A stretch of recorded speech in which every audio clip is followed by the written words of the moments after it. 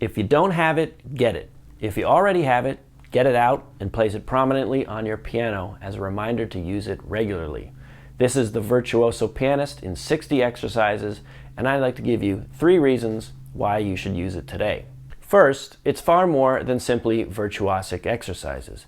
Hanon himself suggests this is for the pianist who has played for about a year. What that suggests is you only need a modicum of dexterity as the exercises progress from simpler to virtuosic in a very logical manner. Also, many can be quickly learned by looking at just 4 measures. Second, while it does have some technical suggestions, it is not locked into a particular school of technique. Rather, the exercises are mostly presented without comment, making this a blank slate of sorts. The performer is thus free to use their preferred technical approach. Third, while critics say it's unmusical, I actually believe that this is one of its benefits, as it is up to the pianist to be creative and make it musical. Did you know that some say there is never a need for exercise books when learning piano? They believe technical issues are entirely based on the piece you're playing. Well, consider a sports analogy. Do athletes only play full games in practice? Only run certain plays over and over? No. A basketball player drills free throws, 3-point shots, and dribbling. A baseball player drills batting, fielding, and throwing. Then they take these skills to more game-specific practice situations. Finally, all those skills coalesce in their games. Should learning music be any different? Not really. Piano playing requires studying a base level of technical skills, after which situational specific skills are best addressed. But before we go any further, a word from our sponsor. This video is brought to you by my courses. Check the description for more information and even some freebies. Now let's get back to the video. So are you ready for the Virtuoso Pianist? Likely yes. Remember that this is not solely a book of virtuosic exercises. Only the latter third of the book is dedicated to virtuosic exercises. Hanon indicates that these exercises are for the student that has been playing for a year. As there are many iterations of Hanon Jr. out there, I suggest that any adult beginner can make use of these exercises right away. The 60 exercises progress logically and are divided into 3 books of 20 exercises each. The first book primarily focuses on exercising a slightly expanded hand position. The second book begins with longer exercises which combine the patterns of the first book. It then presents some preparatory exercises for playing scales, presents major and minor scales in 24 keys, then chromatic scales in a variety of iterations. Next are presented major and minor arpeggios, then diminished 7th and dominant 7th arpeggios. Finally, the third book focuses on advanced techniques like repeated notes, trills, scales in thirds and octaves, and the tremolo. However, the newer player can slow the tempo down greatly at first to play the exercises only as fast as they can handle while keeping it clean. And by all means, start playing hands separately. Another reason the new player can start with it right away is how easy many of the exercises are to learn. To learn the first 31 exercises, one needs only look at the same 4 measures in each. Measure 1, the measures before and after the double bar, and the last measure. Measure 1 establishes the pattern, which repeats up the keyboard nearly 2 octaves. The measure before the double bar line is next to look at. Keep an eye out here, as sometimes the fingering changes to smoothly transition to the descending pattern in the following measure. This is the third measure to look at, as here the descending pattern is established and it heads back down the keyboard. The fourth measure to look at is the last measure. Very often, the uppermost note in this measure is A. It's just 6 exercises that don't adhere to this observation. That means 80% of these exercises can be quickly deciphered in this manner. Quick wins are an important component in learning a new skill, and these exercises are more easily deciphered than many difficult passages from the literature. Next, let's look at the technical indications of Hanon. The one technical suggestion in the first 2/3 of Hanon is to lift the fingers high and with precision. There are others among the virtuosic exercises, but this one is the most common. Now, if you're sick of arguing about politics and religion and want a new topic of contention in your life, then just mention this technique to a pianist. If they've gotten this far in this video, they're probably heading to the comment section right about now. However, lifting the fingers high and with precision is a valuable technique to consider in your routine, as many movements are exaggerated during practice. Think of athletes on the field, high stepping. As they run, they bring their knees nearly up to their chest as quickly as they can. This exaggerated movement stretches their tendons and ligaments, develops speed in their muscles, and improves their cardiovascular performance. Normal motion seems effortless in comparison. I think lifting the fingers high and with precision is an important technique, as I've noticed in many of my students that while their rhythm might be good, that is, the attacks of the notes are accurate, the releases are often lazy, creating a sloppy, blurred sound. This is especially important for the third, fourth, and fifth fingers. So we're going to lift the fingers high and with precision in time to a slow tempo. 1 and 2 and 3 and 4 and 1 and 2 and 3 and 4 and 1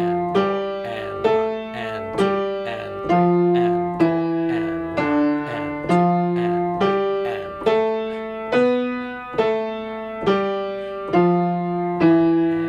and 3 and 4 and 1 and 2 and 3 and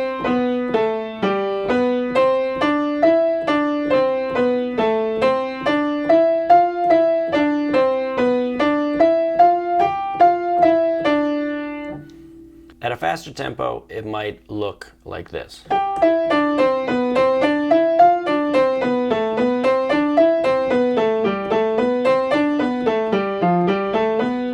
Obviously, they aren't coming up quite as high at the faster tempo, but they're coming up high enough to be very precise on the attacks and the release, which is the point. But of course, it's important to understand that this is just one practice technique to implement as part of one's overall routine. And it needs to be appreciated considering this overarching point, that piano technique involves greater use of the arm and wrist than just the fingers alone. And as we're getting into finer points of technique, this actually brings us to the third and final point, the paradoxical criticism that Hanon is unmusical. Hanon can be as musical as one makes it, and how it is interpreted will determine the technique best used for that situation. So to the critics who say Hanon is unmusical, have you ever heard the phrase, "If you're bored, you're boring"? Yes, in 60 exercises, Hanon has 1 dynamic mark, 29 tempo indications, and 0 marks of articulation. Nearly every exercise is exclusively 16th notes. On the surface, this may look boring and unmusical. However, I argue that this is one of the things that makes Hanon so useful. Hanon is a blank slate. So here are 3 avenues to be creative with in each Hanon exercise. First, you can vary dynamics by adding crescendos and diminuendos within each measure. Spice things up further by varying the dynamics independently in each hand. This gets into the issue of voicing and unlocking the tonal colors of the piano. That has to be the most fun part of the whole technique. You got it, Bob. Now what that means is that the left hand is forte, then the right hand is forte. The left hand, forte, right, and they switch on their way up.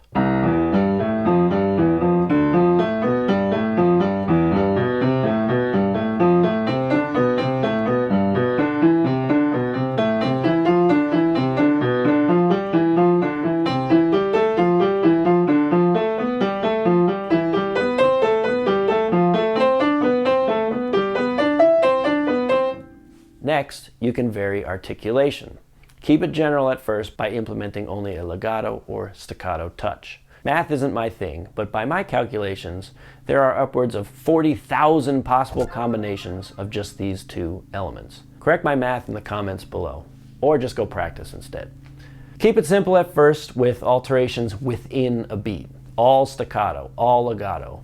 1 staccato, the rest legato, etc. But if you want to get complicated, start with 1 staccato note in the first measure, then add another in each successive measure.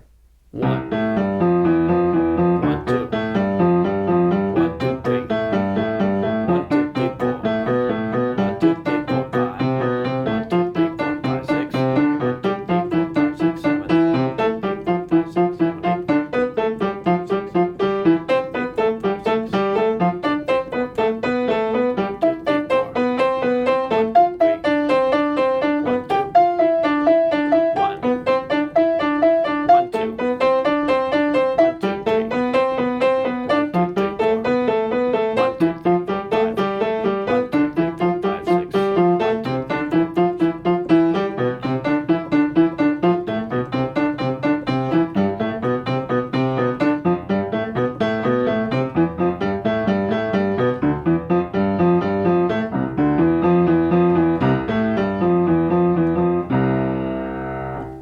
Another articulation variation is to use different articulation in each hand, staccato in the left, legato in the right, or vice versa. This is a particularly important technique used to develop independence between the hands. Start at a glacial pace, and you'll be doing this in no time.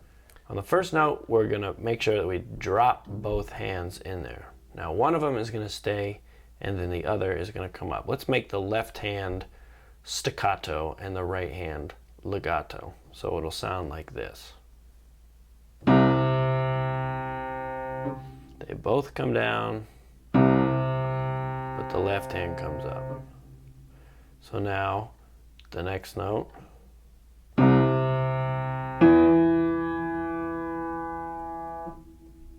The next note.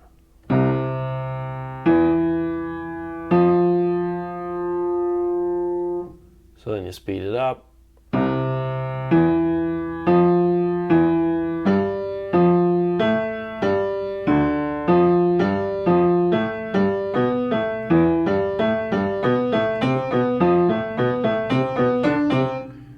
Switch it up.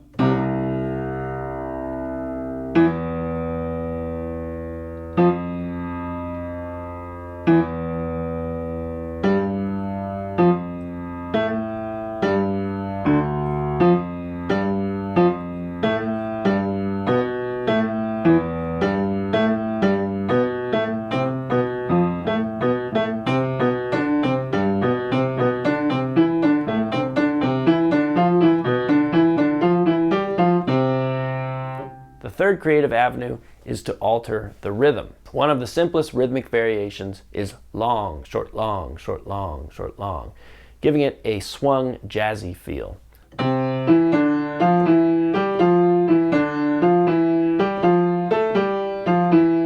Or you can play it a little bit more snappy.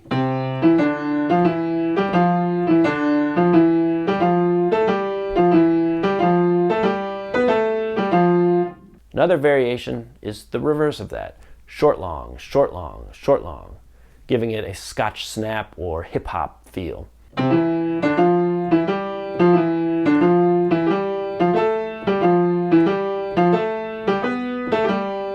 Then you can mix and match.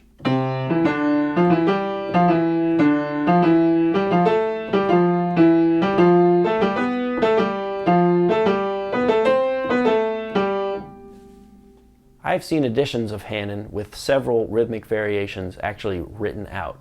Lori, Emmanuel, if you're watching, let me know the edition you have in your teaching studio, as that's the one I'm thinking of.